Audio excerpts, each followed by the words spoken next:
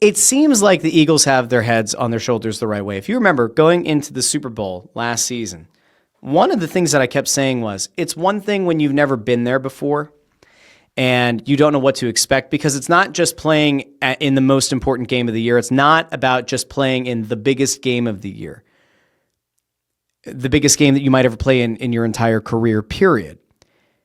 When you don't know everything that the Super Bowl entails, the spectacle, the media availability, all the interviews that you're going to be doing the week leading up to it, all of the parties that you're going to be invited to, all of the things going on that are out of your normal routine.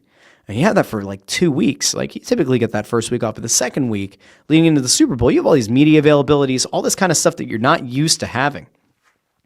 There's a lot of pressure. And then you get kind of hit with that debilitating pressure of, wow, millions and millions and millions and millions of people are going to be watching me in this game.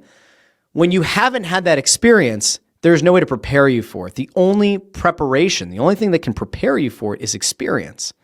And so going into last season's Super Bowl 59, I said, well, a lot of the guys that were on that team, or a lot of the most important guys on that team, played in Super Bowl 57. They were there to take on Patrick Mahomes and the Chiefs. They now know what it's like. It was different than like when you had Lane Johnson and Fletcher Cox and Brandon Graham saying going into Super Bowl 57, hey, here's what we remember from Super Bowl 52.